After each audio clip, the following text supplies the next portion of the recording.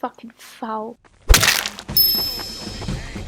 I regret everything! I regret everything I've ever done! What's up, everybody? It's me, Sonny, host of the Brand System. Welcome to the Brand System's channel, Wumble. It has been a while since I talked on here. I think the last time I talked was when I was talking about Generator Rex in that, like, little retrospective video I did, like, years ago. And, you know, there's various reasons as to why we haven't been super productive on the channel the past few years, but we're back. And I'm going to talk about something that I used to talk about a lot, which is webcomics. Believe it or not, that's where we got our start as professional illustrators, is in webcomics.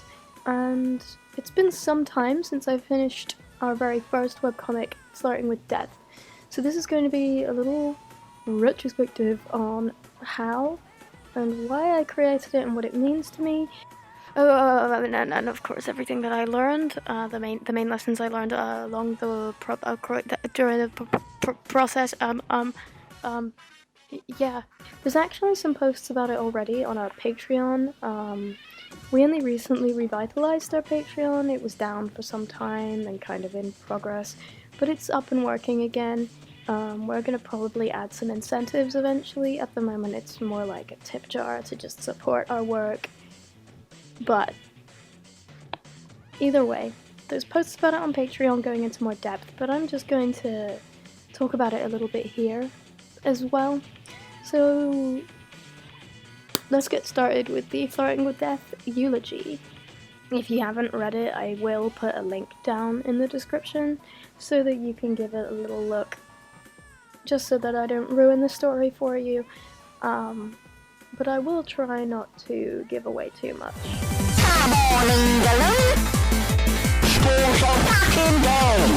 So it's a weird little comic, Flirting with Death, because I started creating it when I was as young as 16 or 17. I don't know. I was in my first year of sixth form college, which means I was either 16 or 17. But I was a creative writing student, right? And we did a little thing about script writing. And during our module, one of the pieces that I submitted as part of my course was actually one of the scenes from Flirting with Death as an early draft. It was specifically the scene where Jason and Furious first confront each other about Furious being an angel. When I presented that initial script, I remember my teacher thinking, wow, this is actually pretty good. This wee femboy's onto something. And she, like, after class told me about how she would love to see the story completed. I told her, you know what, I will. So for the rest of the year it was my passion project to finish writing that script. So I wrote the entire story's first draft, and then in my second year I started to actually draw it. And it took until my early 20s to complete it. That's 3 or 4 years. So if you're new to webcomics, you need to bear that in mind, that if you're doing it alongside full-time employment, it could take that long.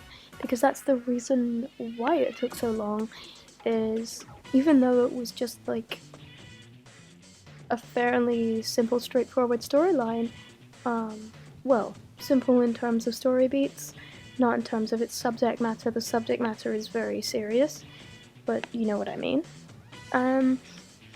Because I was, for the first year, a full-time student, and then after that, a full-time employee at, like, various companies, it kind of took ages, because I had to take a lot of hiatus.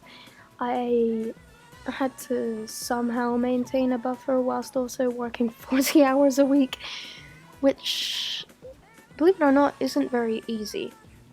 And if you have the rigor for it, then it's worth it.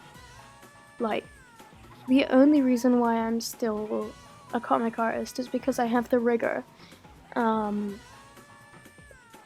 that's honestly one of the few things that you would need for any artistic career is you need the rigor to keep going. For me, it's because genuinely my special interest is storytelling, and so any storytelling medium that I have learned, I will pursue as far as I can. So that's why I'm always making comics. But evidently, what I'm saying is, if you're not ready to dedicate a portion of your life to comics, it's probably not worth it. You will work hard, and at the very start it won't be very rewarding. I mean, it gradually became very rewarding, to the point where I now get, freelance commissions for comic pages and such. It's great, but it takes time for you to develop those skills and for you to get the work done. So bear that in mind. Definitely. Ultimately, I did get it done. I want to say that what I learned over the course of illustrating and posting is don't be afraid to experiment. Don't worry too much. Ultimately, it's fine if it doesn't turn out great.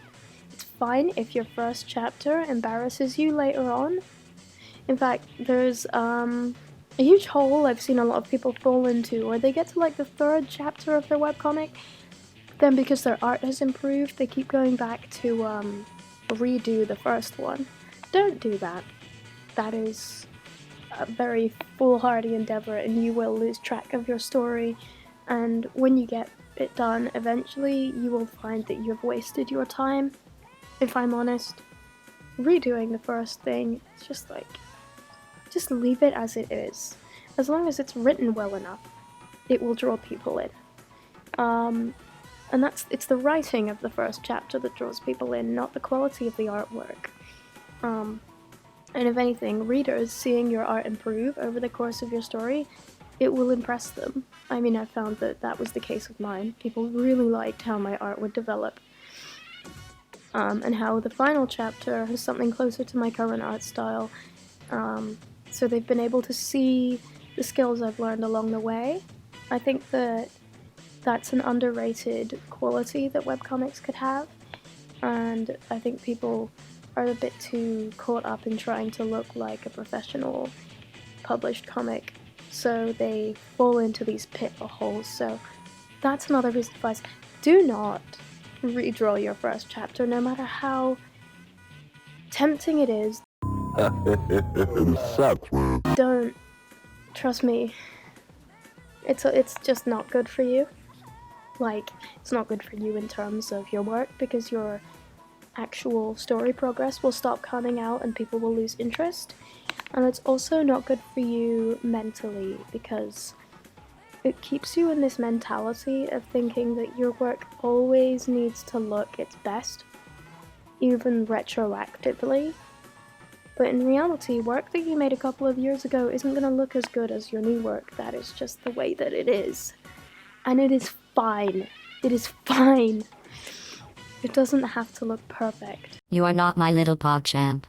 You're not even my little people happy. Another thing that I came wondering about is my story, Flirting with Death, is a very personal one. Even though it's very much not set in the real world, and it's set in this alternate reality where angels and demons wander the earth, and like there's this like crazy gigantic commune in a desert in the middle of Massachusetts, like, which is run by the mob. Like, that's completely insane. But the actual story and the people involved are very personal to me. The whole point of it was I wanted to write a story from the perspective of the worst person I knew at the time. Because that's who Jason is based off of, literally the worst person I knew. And funnily enough, that person didn't realize that, and oddly enough started kind of idolizing Jason, which is telling. It's telling. They didn't realize that I was creating this character to rip on them. I got more into depth than that on Patreon, but yeah. I wanted to write about this shitty person I knew, and ultimately the point I was trying to make about this character is he comes across as like very hard and unforgiving and tough and like has this devil-may-care attitude, but the moment he's actually put into a situation of crisis, he suddenly relies on everybody else around him and has to manipulate others to get out. And ultimately the story is about his impotency, but also the sneaky ways in which he takes advantage of others. And the tone of the story is very weird and dreamlike as a result, because not only are the characters being manipulated by him, but in a way he's kind of manipulating you as well. He's portraying himself as this badass who goes around and beats up whoever he wants. But then later in the story, one of the people that he has beef with comes back and beats him up. And it's like, well, who are you really? And we start to become suspicious of him. And even though the circumstance he's in is unfair, we don't like him because we know how fake he is. And that's the point. Like, he considers himself untouchable, but ultimately the world he lives in disagrees. And so, what I learned is, when your story is very personal to you, you have to put quite a lot of work into making it understandable to others. You see a lot of webcomics which are just very, very light-hearted stories that anybody could get into. They're not quite as personal or psychological or mature. So that's something that people should consider before they get into writing webcomics. How serious are you gonna be? Are you gonna be like the kind of fantasy Marvel style fucking webcomic writer who like puts out these episodic stories about this saccharine little team of characters, which is fine if that's what you want to do, if you want to write something a little more approachable. In fact, that's usually the best choice. Or like, are you just gonna go nuts with it? Because personally, I went nuts with it. And that's why I refuse to stop. It's like, are you writing for Tappa's front page? Or are you writing the new Preacher? Essentially. And I quickly realized there's a very different type of audience and a very different type of reception, obviously, for the classic approachable types of webcomics and the type of shit that I write for the J-verse. You know, you're only going to appeal to fellow weirdos, ultimately. And if that's what you want, that's fine. It's something that a lot of new webcomic artists don't realize, is that if you're going to write something very niche, you should expect a niche reader base. Do not expect your story to blow up and hit the Tappa's front page if it's niche and weird and psychological, because it's just not going to be palatable to most audiences. Like, it's not the typical like fan servicey stuff that gets popular, and that's fine. Because both types of comic can be very good and very impactful, just in different ways and to different types of people. That's something that I learned. Figure out your niche. Are you going to be aiming to please the most people possible, or are you going for a niche? Either is fine. It just depends on what type of story you're telling, what you've got, and what kind of art you are known to create. Personally, I've always been known to create weird niche stuff, so it was no surprise that Flirting with Death ended up the way it was. Hey guys, fuck my fucking ribs. Another thing I want to talk about is buffers and hiatus. This is something that you will only really learn if you've gotten really deep into the source of creating comics, there's a thing called a buffer, right? Which is a series of like updates or pages that you've already created in advance that are going to be uploaded as part of a schedule. So I would upload once or twice a week normally. At the moment I'm a little bit more sporadic because I don't work on comics as much as I used to, but I do tend to put out updates whenever I have them on a buffered basis. So I will pick a day of the week that everything will be uploaded on, and I'll put out one update on a schedule. I'll queue them up, and that's how I do it. And that's actually the best way to do it. It can be tempting to be like, I'll just put out as many updates as possible when I finish them, but in actuality, it's better for you mentally to have a buffer so you can take time off whenever you need it. Honestly, work on it when you have the time and add it to your buffer. And then if you need to take a hiatus, which is a break from uploading itself, it will only happen when your buffer runs out, so you're less likely to need to take a hiatus. So yeah, that's a lesson I learned. Use a buffer.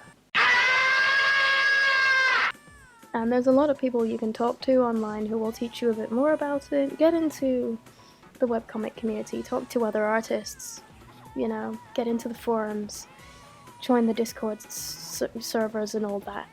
You know, there's people. I mean, there's good people and bad people, but I won't get into that. I won't get into the drama. And in general, you can learn a lot from others. I think that's another lesson I've learned, is learn from others. And that doesn't just mean others giving you advice. Sometimes you can learn from others based on how not to do things. I know I said I wouldn't go into the drama, and I won't, but there are people I have met during my time as a webcomic artist who have taught me, not in the way they intended, but their attitudes taught me how not to be. Because I quickly learned why they came across as so insufferable. It's complicated. You'll meet a lot of people who are overly pretentious and often very egotistical, and you will learn very quickly how to differentiate the people who are in comics for the right reasons and the people who are in it for the wrong reasons. Right. And you will learn from others, but not always in the same way. So sometimes you'll hear advice that's like, wow, that's brilliant, I'm going to apply that. And then other times you'll hear advice from someone genuinely deranged, and you'll think, I wonder why that person thinks that way, and maybe I shouldn't, and maybe there are ways that I can learn to be better than this person. I hate to be bitter in that way. I hate to sound like I'm putting others down, but come on, it wouldn't be realistic to say that everybody in the webcomic community is in it for the right reasons and that all of them are great people. There are some real dickheads. And you will, either way, every person you meet will have something to teach you, whether that's directly or, like I said, indirectly. So, learn from others. What do you like about The Tapas forums? What do I like? Yeah. I like nothing. I think that's pretty much the main lessons I learned in creating my first webcomic. Yeah. So whether your work is as esoteric and deep as the shit that I write, or whether it's just slice of life fluff, ultimately, you will still need to think about all of the things I spoke about today. So yeah, that is ultimately what I learned in my years of working on my very first webcomic, and I've come a long way, and hopefully these tips will help you to develop your own skills. I don't know. Well, not your skills either, just your attitude. because believe it or not, a lot of it is just a mindset. Being good at webcomics is not like being the best at line art or being the best at lettering or composing or anything like that. Not always. It's a mindset. It really is. You have to have the rigor and the soul for it. And if you try it and you don't realize that you have that and you give up, that's fine. It's okay to give up on something if it's not serving you. Ultimately, that is something that I think anyone getting into webcomics needs to know, is it should serve you and feel rewarding to you, and if it doesn't, don't be afraid to step away, whether temporarily or for good. It's not for everyone. Don't force it. But I hope that what I've spoken about today will help you decide whether or not it's for you, or decide on how you're going to go forward with your journey, because ultimately I've learned all this stuff the hard way, but it shouldn't have to be hard for everyone, you know? So there's a little bit of insider industry information on what it's like being a webcomic artist. So, like I said, there's a lot more information. There's also just a lot of exclusive stuff on our Patreon relating to the J-verse and relating to Flirting with Death, so I am once again plugging that. There's some writing on there about why I wrote Flirting with Death the way I did and what it means to me, so if you're interested in that, it's there. Also, quite a lot of you aren't subscribed, as far as mine, as far as YouTube's analytics are telling me. That's not on, is it? So go ahead and subscribe, or else I will manifest at the foot of your bed tomorrow morning. There's no way you can prove I won't, so do it. And ultimately, just interact if you want. I don't care that much, but it's good to be on YouTube again. So, Sonny out.